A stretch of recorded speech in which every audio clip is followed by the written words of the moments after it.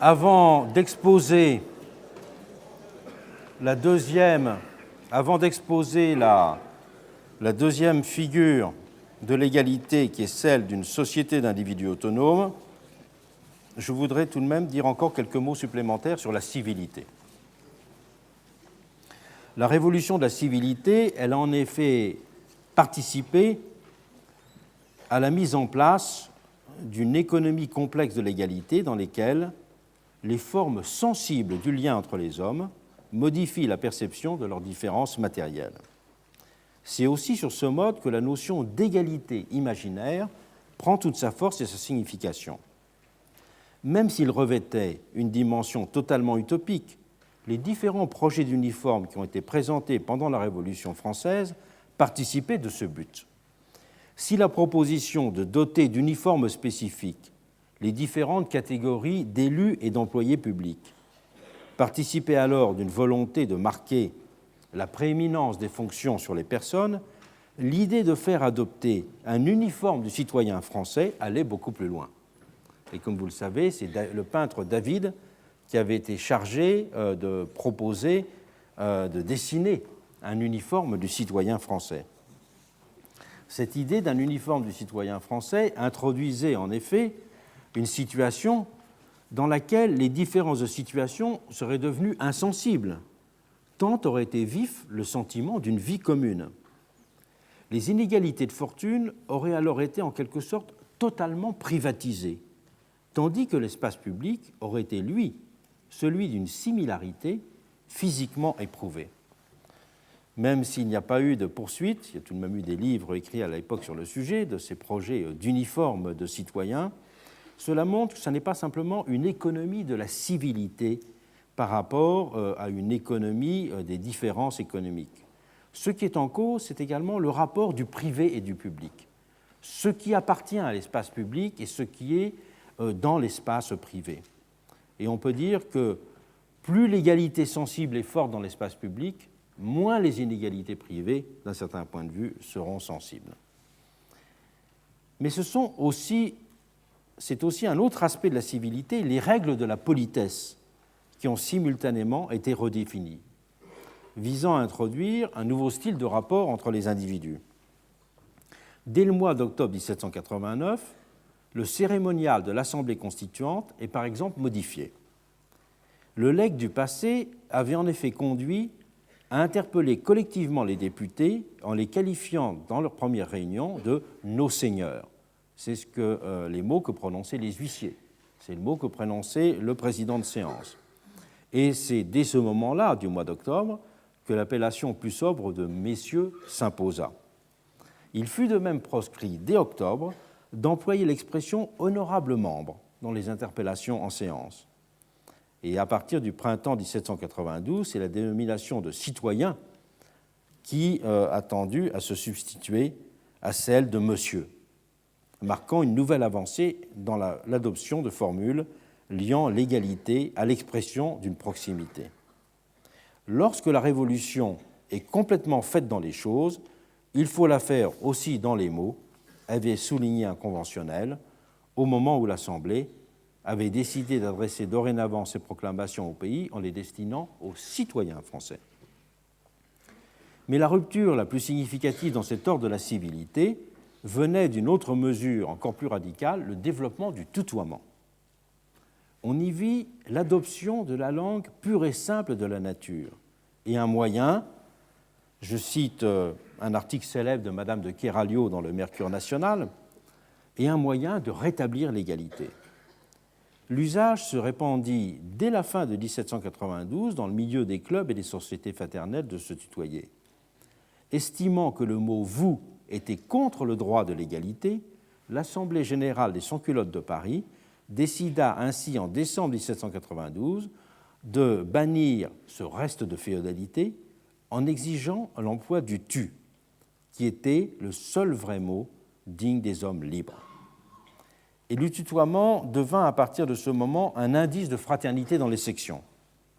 Et une pétition à la Convention du 18 Brumaire en 2 appelait à en officialiser l'usage en estimant que lorsqu'on se tutoie, je cite, « il y a dans les relations moins d'orgueil, moins de distinction, moins d'inimitié, plus de familiarité apparente, plus de penchant à la fraternité, conséquemment plus d'égalité. Et on rappelait que c'est Montesquieu lui-même qui avait noté cela, le vous est un défaut des langues modernes et ceux qui l'emploient choquent la nature. Et le théâtre s'inspira même du sujet, puisque sur les boulevards, on joua un ensemble de vaudevilles sur ce thème de la parfaite égalité, où les tu et les toi. Et la concierge du philosophe Ginguené avait affiché une petite notice sur sa porte. Citoyen, tu es prié de t'essuyer les pieds avant d'entrer, fermez la porte s'il vous plaît. Qui avait justement fait rire dans les vaudevilles.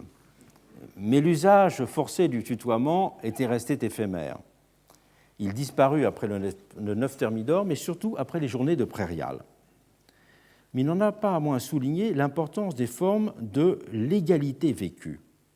Et la civilité est pour cela une des modalités essentielles du lien social. Elle participe de sa construction en établissant des normes de respect, d'attention, et dans le formalisme même de l'observance des règles qui la constituent, c'est-à-dire quand elle se rétrécit à de la simple politesse, la civilité rappelle le statut reconnu à chacun. Elle instaure des formes de réciprocité. Elle est, en un mot, productrice de reconnaissance. Elle est bien pour cela une grandeur d'ordre indissociablement sociologique et politique. Et Montesquieu, d'ailleurs, un des premiers, avait souligné l'importance de cette interaction des lois et de la civilité. Et rapprochant Lycurgue et les législateurs de la Chine dans l'esprit des lois, il a montré comment en Chine, ces législateurs, en tout cas la façon dont ils les voyaient, avaient veillé à faire des formes de la relation quotidienne entre les hommes un élément clé de l'ordre politique.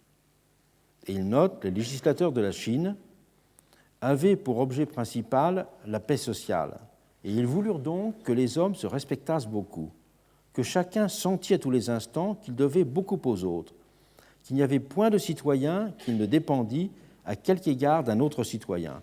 Ils donnèrent donc aux règles de la civilité la plus grande étendue. Ainsi, chez les peuples chinois, on vit les gens de village observer entre eux des cérémonies comme les gens d'une condition relevée, moyen très propre à inspirer la douceur et à maintenir parmi le peuple la paix et le bon ordre.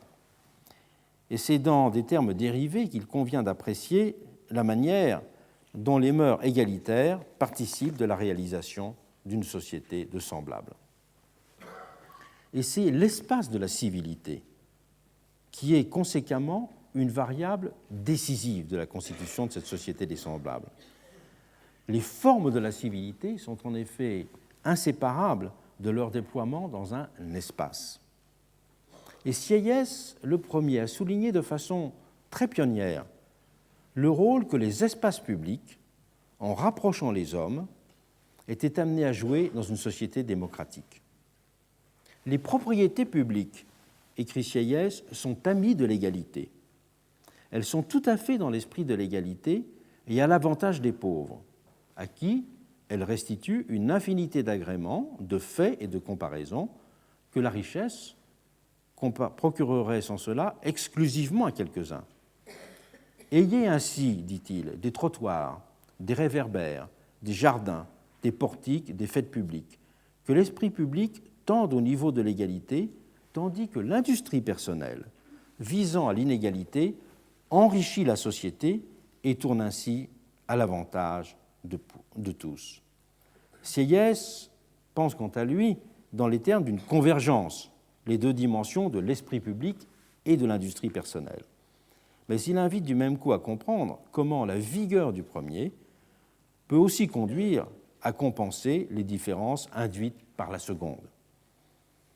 C'est une autre façon d'exprimer ce rapport entre la privatisation des différences et le développement de l'espace public de ce qui est commun. Et que la force vivante d'une communauté de citoyens, peut-on dire, est donc aussi une condition de la réalisation d'un espace de semblables. Nous pouvons maintenant passer à la deuxième figure de la société des égaux, la société des individus autonomes. Je cite à nouveau Rabot-Saint-Étienne. Dans les citations sur la Révolution, il faut changer un peu les personnages, on ne sera pas toujours les mêmes. Rabot-Saint-Étienne écrit « On pose pour principe dans la formation d'une société que tous les hommes qui y entrent sont égaux. On ne veut pas dire par là qu'ils sont tous égaux de taille, de force, de talent et même d'industrie, de richesse. Ce serait absurde, mais ils sont égaux en liberté. » Ainsi s'exprimait-il dans ses idées sur les bases de toute constitution en 1789. L'idée de société des égaux renvoie dans ce cas à une forme de relation sociale, à un type de société dans laquelle nul n'est soumis à la volonté d'autrui, tous pouvant conserver leur autonomie. Cette autonomie ne doit donc pas être confondue avec un individualisme, compris comme un attribut individuel. Elle ne prend sens qu'en tant que capacité. Être autonome, c'est pouvoir inventer sa vie, exister comme sujet responsable de lui-même. Et l'autonomie individuelle implique donc une garantie sociale. Elle ne peut se maintenir que dans une société qui bannit toutes les dépendances. Elle est un fait de réciprocité et non pas un attribut comme celui qui peut résulter de la distribution d'un bien. Seule une société d'individus indépendants fait ainsi sens dans un univers de liberté. Elle est de l'ordre d'une réciprocité active. Cette appréhension de l'égalité est au cœur de l'idéal rousseauiste. Dans une lettre envoyée à son père, lorsqu'il a 19 ans, Jean-Jacques se dit soucieux, je le cite, de vivre sans le secours d'autrui. D'où son fameux éloge dans l'Émile de la figure de l'artisan. De toutes les conditions, la plus indépendante de la fortune et des hommes, écrit-il. Mais cette indépendance de l'artisan ne se lie dans son esprit à aucune forme de retrait ou de vie solitaire. Elle est au contraire la condition d'une vie pleinement sociale. Elle place chacun dans un juste rapport avec autrui, l'indépendance mutuelle nourrissant une relation de réciprocité. Pour qualifier cette forme d'égalité revendiquée par Rousseau, un de ses plus profonds commentateurs, Jean Starobinski, parle pour cela à juste titre de réciprocité des consciences libres. L'égalité est là celle d'un commerce humain vraiment libre. La perspective d'une égalité-liberté de cette nature a en fait constitué la matrice historique de l'aspiration des modernes à une vie émancipée. Et elle était pour cela créatrice d'une société d'égaux. C'est ce qu'explique Rousseau dans Les Milles, quand il dit, quand une personne s'étonne en disant « Quoi, vous voulez faire de mon fils un artisan, y pensez-vous » Et il dit « Madame, je veux lui donner un rang qu'il ne puisse perdre, un rang qui l'honore dans tous les temps, et quoi que vous puissiez en dire, il aura moins d'égaux à ce titre qu'à tous ceux qu'il tiendra de vous, puisque la mère voulait en faire un héritier et rêvait d'en faire une personne importante, un lord, un marquis ou un prince peut-être. » Et c'est pour cela que cette aspiration à la vie émancipée s'est identifiée au combat contre ce qui apparaissait contre sa négation radicale, l'esclavage. Elle a du même coup érigé ce dernier terme d'esclavage en concept repoussoir central du libéralisme politique au XVIIe et XVIIIe siècle. L'esclavage constituant la forme archétypique du rapport inégal. Si ce terme, il évoque immédiatement pour nous les infamies du commerce triangulaire pratiqué par les Européens au XVIIIe siècle et la situation des Noirs dans l'Amérique d'avant la guerre civile, comme dans les Caraïbes avant l'émancipation, il était, s'il est toujours indissociable dans nos têtes d'une histoire de la colonisation et de l'exploitation des champs de coton ou de canne à sucre sous les tropiques, ce n'était pas le cas au XVIIe ou au XVIIIe siècle. Le terme d'esclavage est alors utilisé de façon beaucoup plus large. pour qualifier toutes les situations de dépendance jugées insupportables. Il avait un sens métaphorique, principalement politique et social, et ne désignait que très secondairement le régime de la servitude économique légale. Dans toute la littérature anti-absolutiste, on qualifiait d'esclaves les individus ou les peuples qui étaient jugés opprimés, soumis au bon vouloir d'un despote, dont les droits étaient bafoués et l'humanité niée.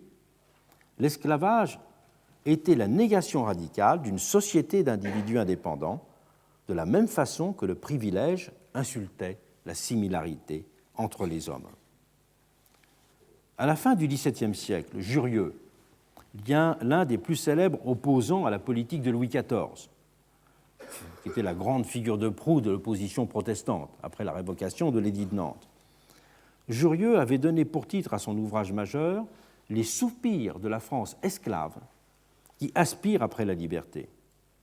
Et à la même époque, dans une Angleterre en révolution, Locke ouvrait son traité du gouvernement civil par une longue dénonciation de l'esclavage. Et le grand théoricien du républicanisme de l'époque outre-Manche, Algernon Sidney, donnait pour titre à l'une des premières sections de ses discours sur le gouvernement, c'est un long titre, « C'est un pur esclavage de dépendre uniquement et absolument de la volonté d'un seul homme ». Et au XVIIIe siècle, dans leur fameuse Cato's Letter, Gordon et Trenchard, ceux qui ont bataillé contre la politique Walpole pendant une longue période, dénoncèrent encore ce qu'ils estimaient être la condition d'esclave dans laquelle se trouvaient les Anglais de l'époque. Ils définiront leur programme d'une véritable émancipation politique et civile comme l'abolition de cet État servile. L'esclavage, écrivait-il, je cite ce texte parce qu'il a été continuellement cité dans la Révolution américaine. Les textes de référence les plus fréquemment cités dans la Révolution américaine sont généralement des textes du républicanisme anglais du milieu du XVIIIe siècle. Et les Cato's Letter de Gordon et Trenchard ont été spécialement cités, et particulièrement ce passage de la lettre numéro 62. L'esclavage, écrivait-il, consiste à vivre à la merci d'un autre.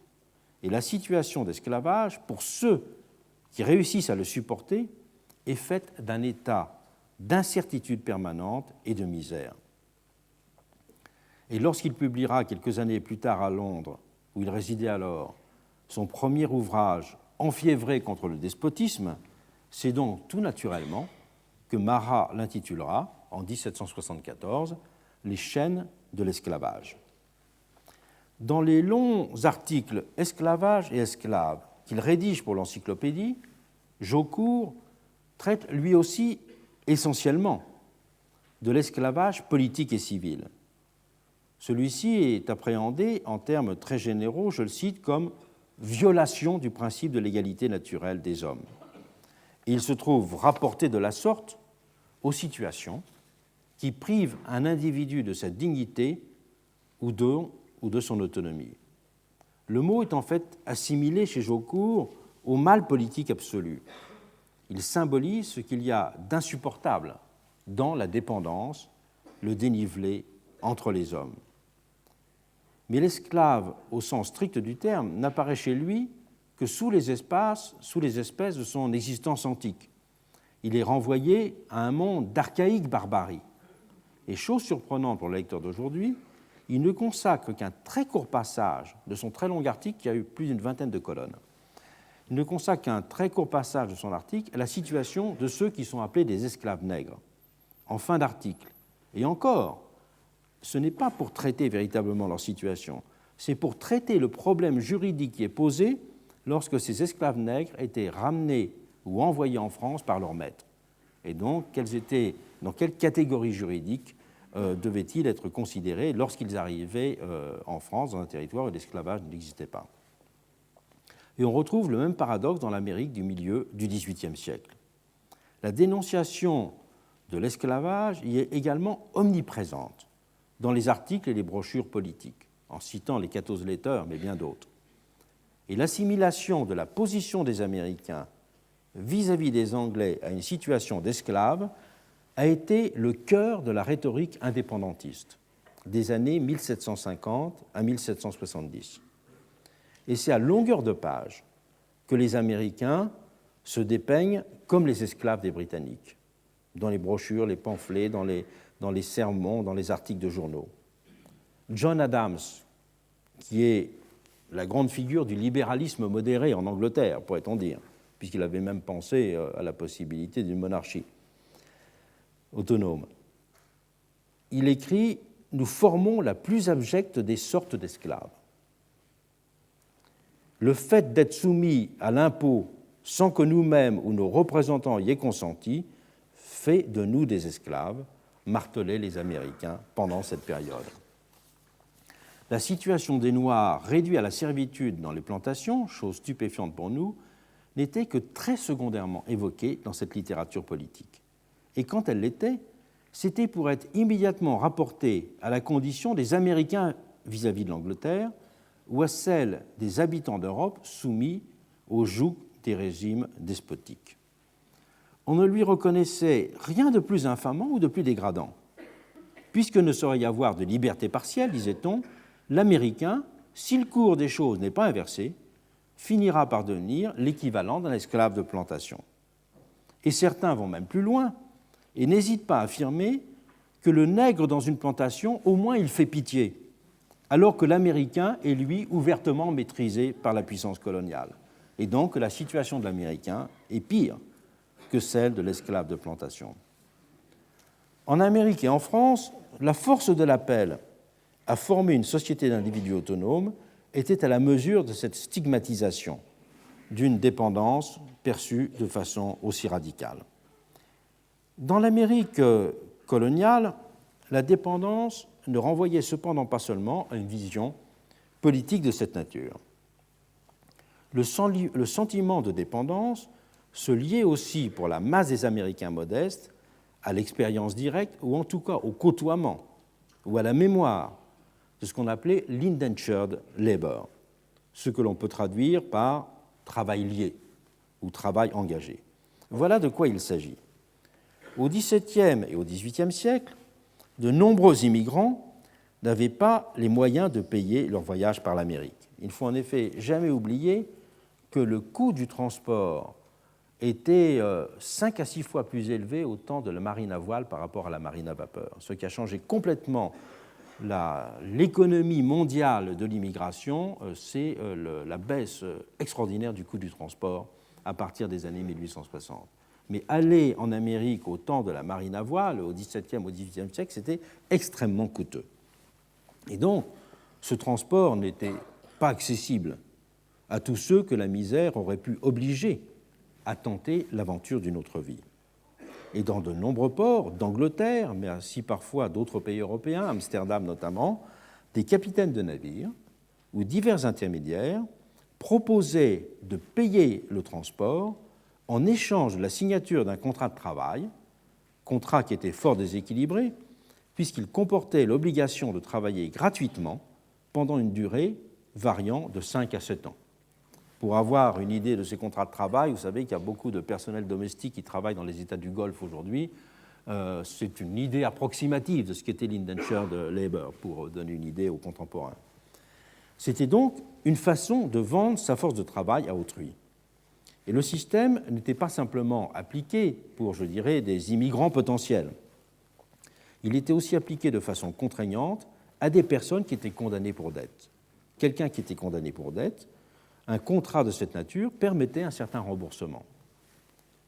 Et des délinquants étaient aussi déportés de cette façon, de même que des orphelins dont les orphelinats et les paroisses voulaient se débarrasser pour réduire leurs dépenses d'assistance. Et c'est de la forme initiale de ce contrat, qui était rédigé en 2 exemplaires sur la même feuille.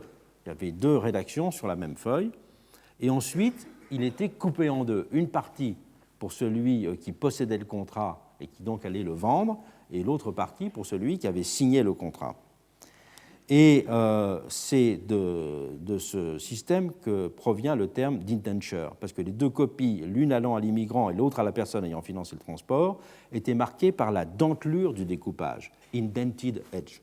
Donc ça veut dire contrat dentelé, si on veut. Et c'est ça l'origine, c'est le mode de découpage, parce qu'après avoir été découpé de cette façon dentelée, il était scellé pour garantir l'authenticité de l'acte. D'où l'origine de cette expression, sinon qui n'est pas très compréhensible. Et le capitaine ou l'intermédiaire vendait à l'arrivée le contrat à un employeur, le plus souvent un fermier qui avait besoin de main-d'œuvre. Il se remboursait ainsi du coût du transport et faisait un substantiel bénéfice. Le nouvel employeur ne versait aucune rémunération à l'immigrant pendant la durée prévue du contrat. Il se contentait de le loger et de le nourrir. Tout en lui versant, dans la plupart des cas, c'était parfois prévu dans le contrat, ou parfois c'était de coutume locale, un petit pécule au moment de son départ. Et dans certains des 13 États coloniaux, il y avait alors un certain nombre de procédures, soit des communautés locales, soit parfois des États, qui donnaient un peu de terre pour aider la personne à s'établir à l'issue de son contrat d'indenture. Et ces travailleurs, que l'on désignait généralement par le terme de servants, étaient ainsi soumis pour un temps à une forme de servitude. On parlera de white servitude, puisqu'ils étaient juridiquement attachés à une personne, les lois châtiant très sévèrement ceux qui tentaient de quitter leur maître. Et le caractère mobile de sa condition était renforcé par des conditions de travail, le caractère servile, de sa condition était renforcé par des conditions de travail souvent très difficiles et un traitement sévère, voire brutal, que la loi autorisait. La loi autorisait, par exemple, les châtiments corporels sur les servants. Elle était presque aussi dure que ce que la loi autorisait vis-à-vis des esclaves de plantation. Et cela se traduisait par le fait que l'indenture, également, pouvait être revendu avant son terme. Si quelqu'un avait acheté un contrat de 7 ans, eh bien, au bout de 4 ans, s'il changeait d'activité, il revendait son contrat. Et donc la personne était transférée comme un bien mobilier, un meuble à un autre maître. On a estimé que jusqu'à la moitié des vagues d'immigrants étaient arrivés dans les 13 colonies dans le cadre d'un travail de cette nature. Donc l'indenture n'est pas quelque chose de marginal, c'était un fait absolument massif dans l'histoire américaine. Et d'ailleurs, quand vous regardez un livre typique comme le livre de Raynal sur l'histoire politique du commerce dans les deux Indes, Raynal consacre de longs développements à la question de l'indenture. Quand on voit l'article États-Unis, que c'est Démonier lui-même qui le cite dans l'encyclopédie diplomatique, économique et diplomatique, il a un long passage sur l'indenture. Il a d'ailleurs eu une correspondance avec le jeune Jefferson à cette occasion, et Jefferson avait tendu à minimiser l'importance de l'indenture. C'est quelque chose d'intéressant. Il y avait donc, peut-on dire, une expérience collective de ce type de dépendance qui était imprimée dans les esprits autant que dans les corps outre-Atlantique. Chacun connaissait au moins une personne ayant vécu cette expérience, s'il n'avait pas lui-même été soumis à ce même itinéraire. Elle l'était d'autant plus qu'existaient aussi des statuts d'apprentissage qui étaient également particulièrement contraignants. Et contrairement ou comparativement à la situation anglaise, les formes d'asservissement des individus dans le travail étaient globalement beaucoup plus fortes en Amérique qu'en Angleterre. L'Amérique n'était pas encore, à quelques décennies près, le pays dans lequel allaient se multiplier les artisans et les petits paysans. L'appel à s'affranchir de la puissance coloniale se doublait ainsi dans bien des têtes de l'aspiration à s'établir dans un travail libre. Le terme d'indépendance avait de la sorte pour le peuple une double signification. Une république ne pouvait être constituée que d'individus autonomes. Le terme self-dependent se trouve dans de très nombreux écrits américains de la période. D'individus autonomes, maîtres de leur travail et de leur destin, affranchis de toutes les formes de dépendance personnelle.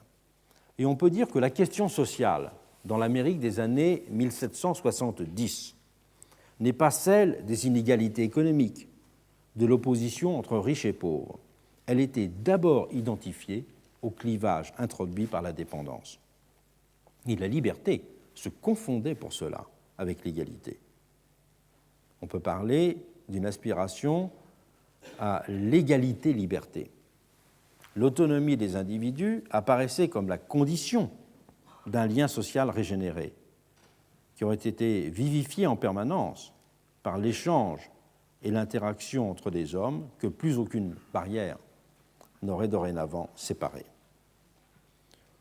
On peut parler dans ce cadre de la formation, de la représentation d'une figure d'égalité de marché, au sens formel du terme, qui se dessine dans cette perspective. Être l'égal d'autrui signifie se trouver avec lui dans un rapport de libre-échange, c'est-à-dire de réciprocité. L'égalité, elle est là strictement d'ordre commutatif. Le sens plus sociologique qu'économique qu'a le mot commerce au XVIIIe siècle participe de cette vision. Il désignait en effet alors toute relation équilibrée entre les hommes.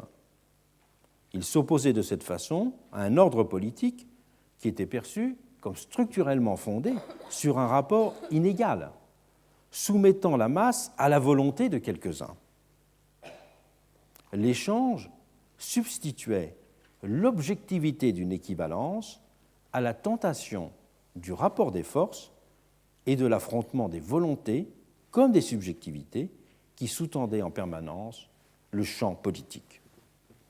Dans l'article « Commerce » de l'Encyclopédie, Véron de Forbonnais écrit ainsi : « On entend par ce mot de commerce, dans le sens général, une communication réciproque.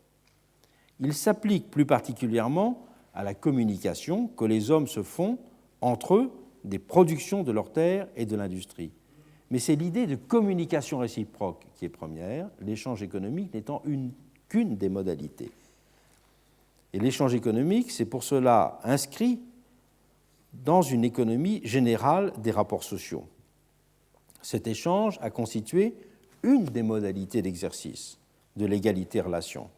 En échangeant le fruit de leur travail, c'est leur condition d'égaux en indépendance que les hommes affirment, et c'est leur relation d'égaux en interdépendance à laquelle ils donnent vie. On croit au XVIIIe siècle à la possibilité d'un tel échange proprement régénérateur, et on rêve spontanément du monde que l'on veut faire advenir exactement dans les catégories que Marcel Mauss forgera dans son Essai sur le don, pour décrire des univers dans lesquels l'économie mêlait, pour reprendre son expression, les vies et les choses, la reconnaissance des dignités et l'équivalence dans les transactions. Parlant des échanges dans certaines sociétés, Mauss écrit ainsi : « Au fond, ces échanges sont des mélanges.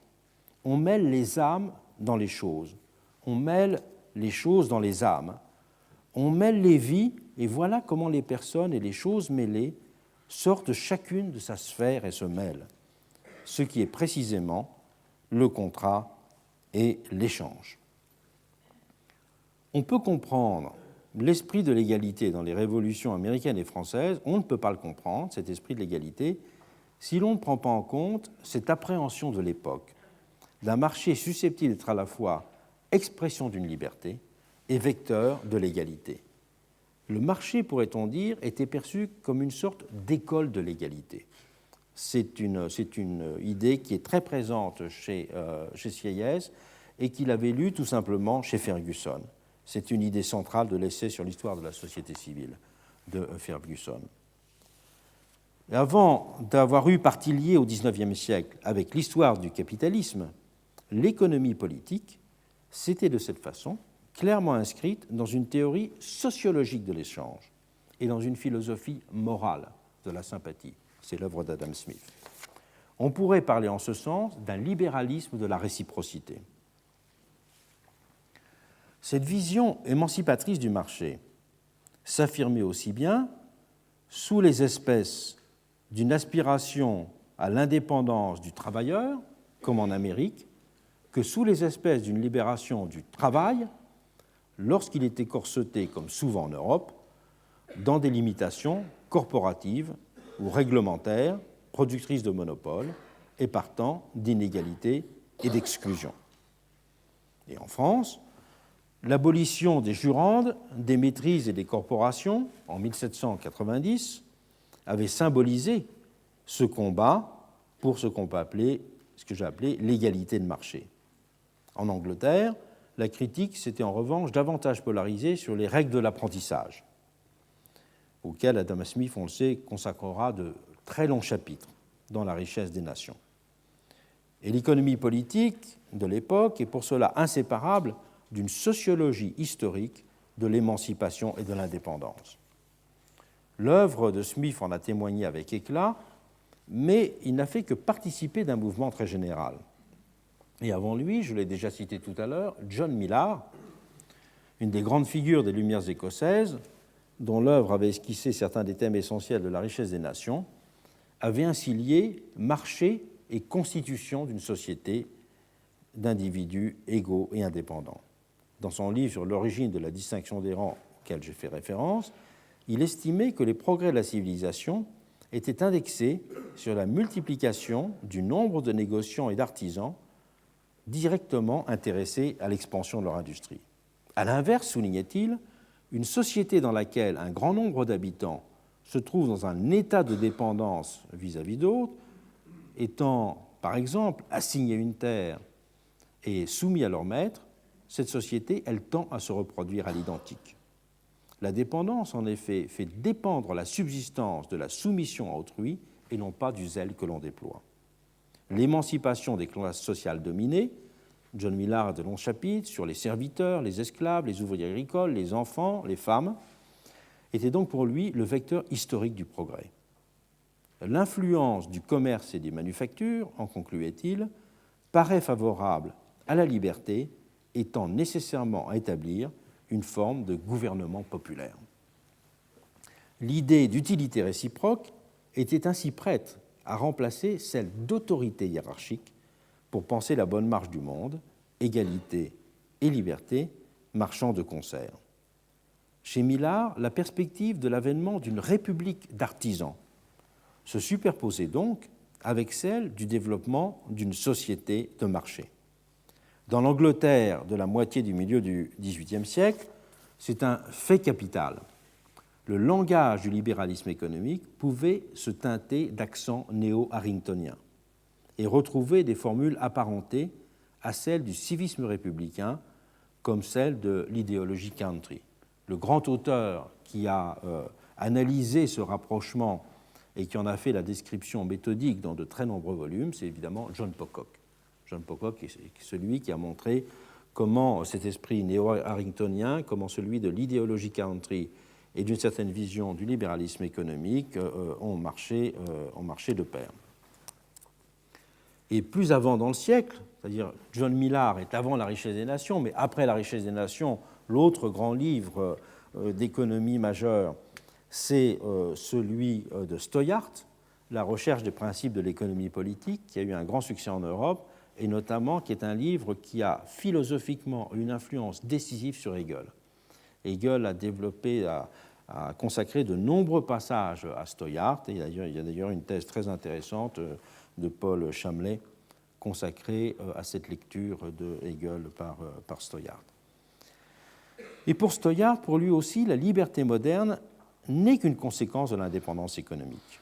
Il développe ainsi toute une théorie historique de l'évolution des régimes politiques à partir des différentes figures de la subordination sociale. Toute autorité, écrit-il, est en proportion de la dépendance.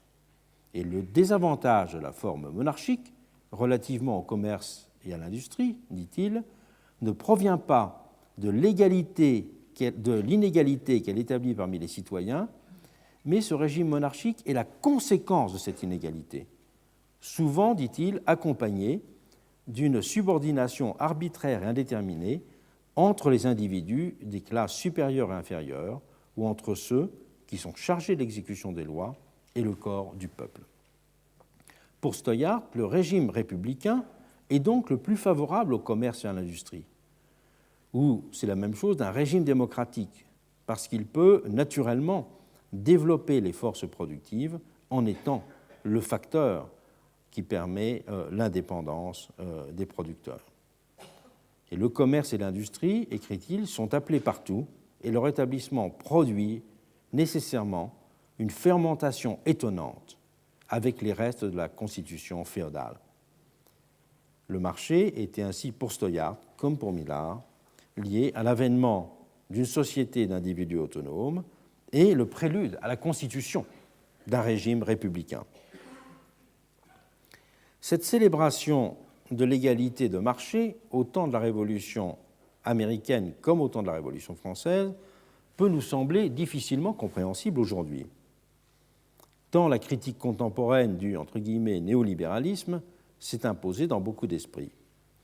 Mais cela ne doit pas faire oublier que même au XIXe siècle, au plus fort du capitalisme destructeur, un Proudhon théorisait, j'y reviendrai, l'idée d'une réappropriation possible, d'une réappropriation sociale possible du marché, sous les espèces du coopératisme, vivifié par un crédit rendu accessible à tous. Ce sont les grands thèmes de sa Banque du peuple en 1849. Et en ce début du XXIe siècle, l'idée de microcrédit dans un esprit voisin se fonde aussi sur la possibilité d'un usage émancipateur du marché. Cette histoire, je dirais, des usages émancipateurs du marché, l'auteur qui les a traités le plus récemment, c'est Laurence Fontaine, dans son livre « L'économie morale, pauvreté, crédit et confiance dans l'Europe pré-industrielle », publié chez Gallimard en 2008, dont je ne saurais trop recommander la lecture. Et donc, une vision de ce marché émancipateur que l'on peut se réapproprier socialement, une vision de cette sorte s'imposait d'autant plus aisément au XVIIIe siècle que la révolution industrielle n'avait tout simplement pas produit ses effets, et que l'idée d'un libéralisme émancipateur égalitaire faisait encore du même coup, évidemment, sens. Cette vision d'un libéralisme émancipateur égalitaire a été inséparable de la formation de ce que j'appellerais un libéralisme optimiste. Tout ce qui peut établir la dépendance d'homme à homme doit être proscrit dans une république. Ces mots de Barrère, le grand théoricien révolutionnaire de l'extinction de la mendicité, avec La Rochefoucauld-Liancourt, donnent bien le ton de ce à quoi renvoyait le projet d'une société d'individus indépendants pendant la Révolution française. Au-delà de l'égalité de marché, c'était la possibilité d'une société dans laquelle chacun était maître de son destin autant que responsable de sa subsistance, qui était dessinée. La soumission humiliante de certains au secours des gens puissants était perçue comme la simple conséquence d'une dépendance généralisée, le prolongement hypocrite et trompeur d'un asservissement fondateur. Et l'idée de dignité morale de la personne ne se séparait donc pas d'une capacité à l'autonomie matérielle. L'autonomie, on la voyait ainsi, marquait avec évidence l'entrée dans un nouvel âge de l'humanité. Cette attente d'une régénération par l'indépendance du rapport entre les hommes était sous-tendue dans les têtes par un extraordinaire optimisme. L'esquisse d'un tableau historique des progrès de l'esprit humain de Condorcet, ouvrage posthume, en constitue une des expressions typiques. L'histoire de la révolution moderne s'identifie en effet pour le philosophe à une marche nécessaire vers l'égalité. Je le cite, « Nos espérances sur l'état à venir de l'espèce humaine peuvent se réduire à 3 points importants. 1. La destruction de l'inégalité entre les nations. 2. Le progrès de l'inégalité dans les mêmes peuples. 3. Le perfectionnement réel de l'homme. » Adviendra donc notamment, je recite Condorcet, cette égalité de fait qui est le dernier but de l'art social, qui, diminuant même les effets de la différence naturelle des facultés, ne laisse plus subsister qu'une inégalité utile à l'intérêt de tous, parce qu'elle favorisera les progrès de la civilisation, de l'instruction et de l'industrie, sans entraîner ni dépendance, ni humiliation, ni appauvrissement. Vous voyez, dans l'idée de laisser subsister seulement une inégalité utile à l'intérêt de tous, la première formulation, je dirais, du second principe de Rawls. Exactement. Ce que disait Condorcet aussi, c'est que les conditions de la marche vers cet état d'égalité impliquaient de distinguer trois causes de différenciation des hommes: les inégalités de richesse, les inégalités d'instruction et les inégalités circonstancielles. Les inégalités d'instruction, tous les programmes d'éducation, d'instruction publique et d'éducation nationale vont être concentrés sur ce point. Mais Condorcet est aussi original parce qu'il est un des premiers à proposer une théorie des accidents de la vie, notamment à avoir cette idée qu'il faut combattre le hasard par le hasard et appliquer le calcul des probabilités au fait de la vie. Et donc, dans ce livre, l'esquisse d'un tableau historique des progrès de l'esprit humain, il développe un premier système, disons, d'assurance vieillesse. Le premier, il y avait eu des propositions d'assurance maladie qui avaient existé au milieu du XVIIIe siècle, mais là, c'est la première formulation d'un système d'assurance de vieillesse. Ces trois espèces d'inégalités que Condorcet voyait appelées à être de plus en plus faibles, comment pouvaient-elles diminuer ? C'est sur ce point que ces arguments nous intéressent tout particulièrement. Il est aisé de prouver, dit Condorcet, que les fortunes tendent naturellement à l'égalité,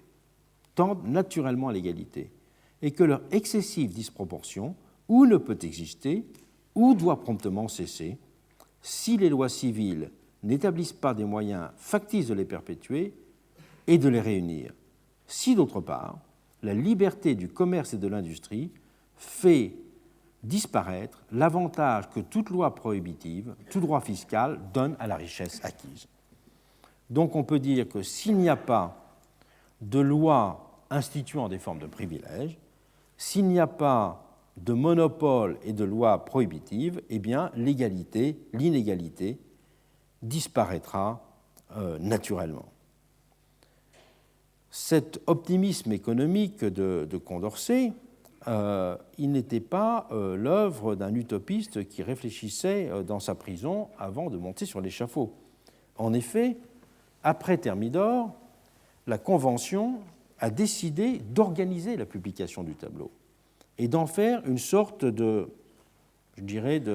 d'ouvrage de la philosophie officielle thermidorienne, puisque cet ouvrage sera imprimé aux frais de la Convention à 3000 exemplaires. Il a eu un large succès commercial par ailleurs, à 3000 exemplaires qui ont été répandus dans les bibliothèques et beaucoup d'institutions locales, nationales, des sections populaires, etc. Le fait intéressant est que Condorcet ne lie aucunement son optimisme économique, qui est dérivé d'une foi générale dans les effets du progrès, à une célébration productiviste ou une idée de croissance illimitée. Il est encore très loin de Marx sur ce point. Il s'inscrit au contraire toujours dans la perspective d'une modération des passions et de l'encastrement des activités économiques dans les rapports sociaux. Et s'il se défend de prôner ce qu'il appelle une austérité mal entendue, il n'en juge pas moins nécessaire que règne, je le cite, une simplicité des mœurs, et que les richesses cessent d'être des moyens de satisfaire la vanité ou l'ambition. Cette conception d'une vie réglée, que l'on dirait héritée du jansénisme de la période précédente, jansénisme lui-même très lié à tout le retour de l'humanisme civique, est encore fortement prégnante à l'aube du nouveau siècle qui verra le capitalisme imposer sa loi. En témoigne de façon exemplaire un autre ouvrage, c'est le premier ouvrage de Jean-Baptiste Say, qui s'appelle Holby. Ce petit essai d'une centaine de pages, publié en 1799, sous la plume de celui qui allait devenir la référence économique obligée de toute la génération témoin de la révolution industrielle, est en fait un ouvrage de morale. Il est d'ailleurs sous-titré « Essai sur les moyens d'améliorer les mœurs d'une nation ». c'est écrit dans un style qui doit vraiment tout aux utopistes du XVIIIe. Il parle des Olbiens, les habitants d'un pays qui venait de rompre avec son passé rétrograde. Donc la fable était transparente. Pour établir une nouvelle administration et mettre en place une législation adaptée aux besoins d'une nation régénérée, priorité avait été donnée à la rédaction d'un bon traité d'économie politique. Là, on voit quand même où va en venir C'est. Mais ce traité n'est nullement la première ébauche de son œuvre éponyme.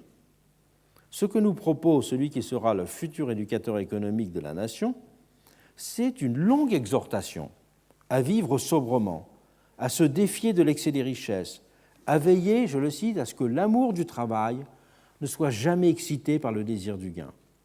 À Olby, dit-il, il n'y a ni opulence excessive, ni extrême indigence.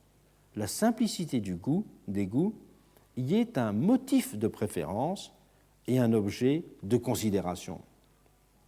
À Olby, si un homme ou une femme s'acquittait mal de son travail, trompant la confiance de ses concitoyens, qu'ils soient commerçants ou artisans, ou s'il ne rendait pas les services qu'on attendait de lui s'il était administrateur, fonctionnaire, son nom devenait obligatoirement suivi de la qualification d'homme inutile. Donc, à chaque fois qu'on l'appelait, on disait « Monsieur Dupont, homme inutile ». C'était la loi à Olby. Et le marché était de cette façon régulé par la morale et la contrainte sociale. Il n'était qu'un simple serviteur docile de l'harmonie. Et le pessimisme de Malthus et les démons de la grande industrie n'avaient pas encore pris place dans cette représentation du monde. Le libéralisme optimiste et l'idée d'égalité de marché ont contribué à crédibiliser mentalement le projet de réalisation d'une société d'individus indépendants. Mais l'état existant des structures sociales a aussi beaucoup compté, en Amérique tout particulièrement.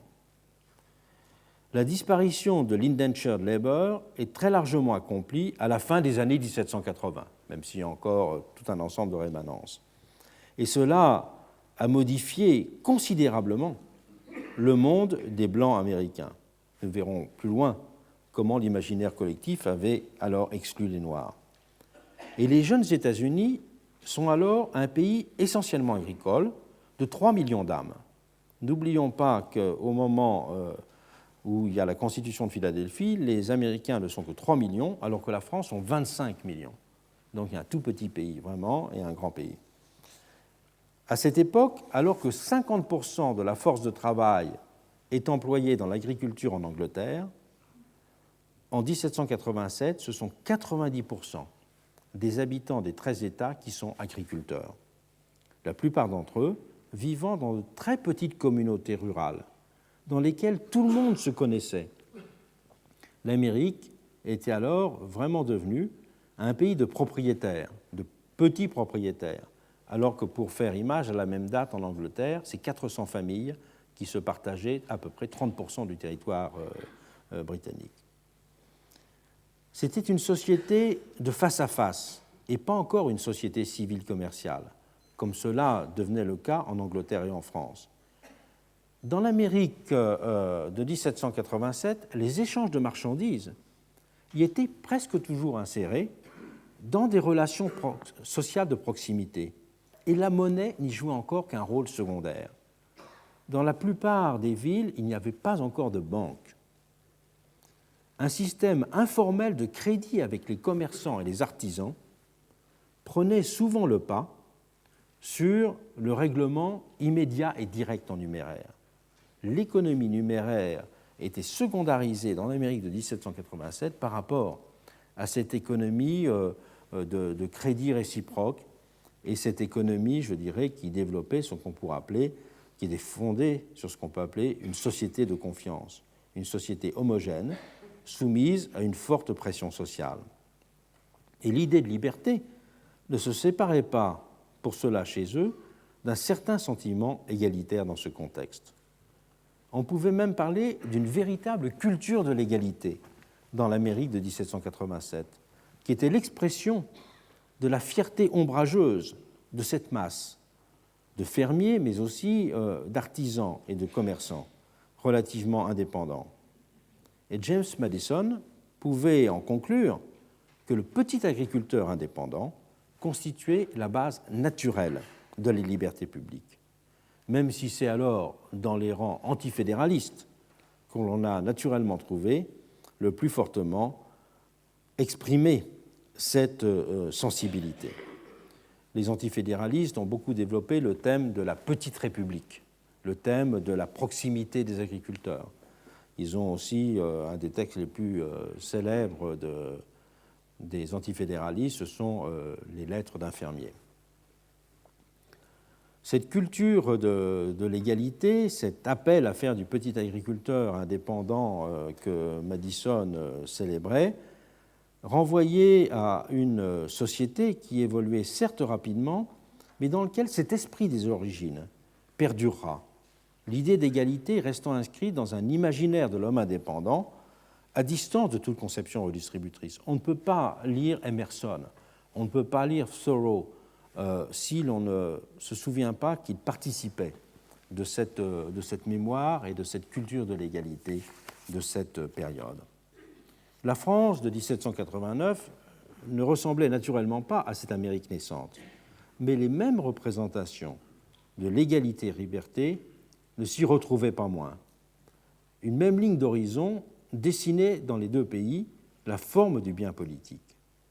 Il n'y était seulement en France que plus détaché de l'expérience, inscrit dans des utopies mobilisatrices ou des nostalgies nourricières. On y rêvait, en France aussi, d'une république de petits paysans et d'artisans. Et on en rêvera longtemps encore. Cette forme d'indépendance, cette forme d'égalité, on l'a retrouvée très récemment, très fidèlement exprimée par tous les auteurs qui ont développé la notion de common decency. Si vous regardez le livre de Margalit, La société décente, si vous retournez vers un certain nombre d'ouvrages d'Orwell, je pense notamment à son livre Hommage à la Catalogne, et si vous regardez les ouvrages du sociologue Christopher Lasch, au fond, c'est cet même idéal d'une république des artisans, d'une république des gens modestes qu'ils mettent en œuvre. Mais cet idéal, il avait été formulé pratiquement dans les mêmes termes et parfois de façon plus développée au temps des révolutions françaises et américaines. Donc, je m'arrête là pour la Société des individus indépendants. La semaine prochaine, nous parlerons notamment de la communauté des citoyens. À la semaine prochaine.